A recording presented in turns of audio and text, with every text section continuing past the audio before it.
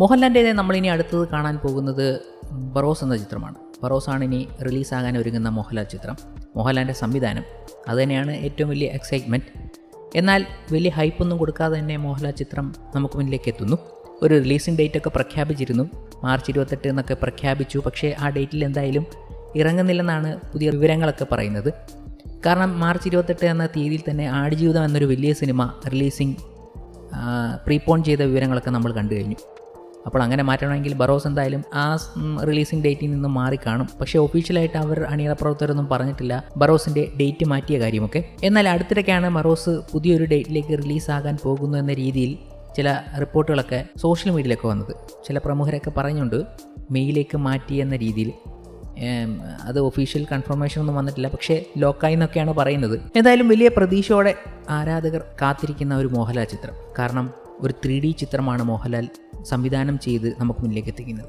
ഒരു ഫാൻറ്റസി എലമെൻ്റുള്ള ചിത്രമാണ്. ഏതൊക്കെ തരം പ്രേക്ഷകർ സ്വീകരിക്കുന്നു, പിന്നെ മോഹൻലാൽ എങ്ങനെ സംവിധാനം ചെയ്തിരിക്കുന്നു എന്നൊക്കെ കാണാനുള്ള കൗതുകം എന്തായാലും കാണില്ല. അതിൽ നേരത്തെ മുതലേ ആരാധകർ പറയുന്നത് നമുക്ക് സോഷ്യൽ മീഡിയയിലൊക്കെ അറിയാവുന്ന കാര്യമാണ്.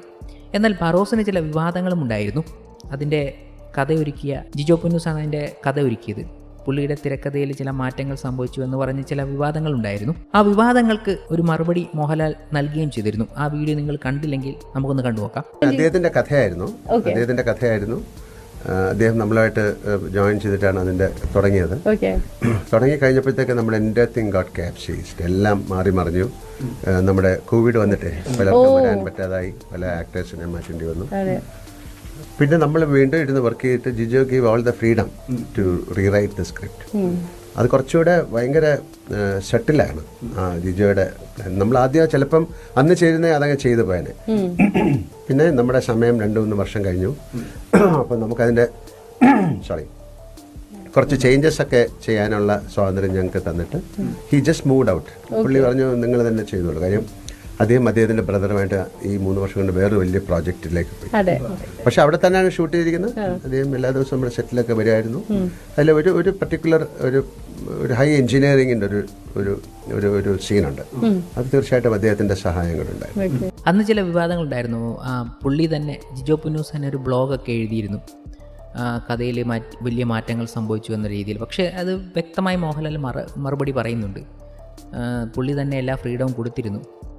പക്ഷേ അന്ന് കോവിഡ് സമയത്ത് സംഭവിച്ച പ്രശ്നങ്ങളാണ് ഇതെല്ലാം മാറാനുള്ള കാരണം.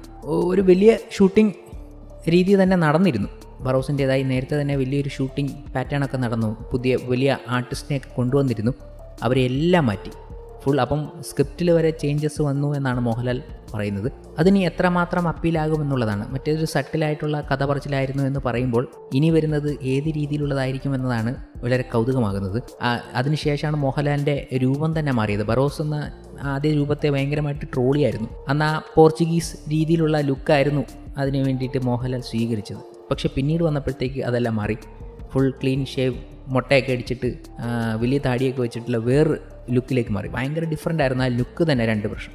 പക്ഷേ രണ്ടാമത്തെ ലുക്കിന് ഭയങ്കര രീതിയിലുള്ളൊരു പ്രശംസ ലഭിക്കുകയുണ്ടായി പ്രേക്ഷകർക്ക്. കാരണം വെച്ചാൽ മോഹൻലാൽ ഇതുവരെ വരാത്തൊരു പ്രത്യേക പാറ്റേണിലുള്ളൊരു ബോൾഡ് ലുക്കിംഗ് രീതിയിലേക്കൊക്കെ മാറിയായിരുന്നു. അതെന്തായാലും ഒരു പോസിറ്റീവ് രീതിയിലേക്ക് ആ ലുക്ക് മാറിയപ്പോൾ ഇനി ബറോസ് എങ്ങനെയായിരിക്കും?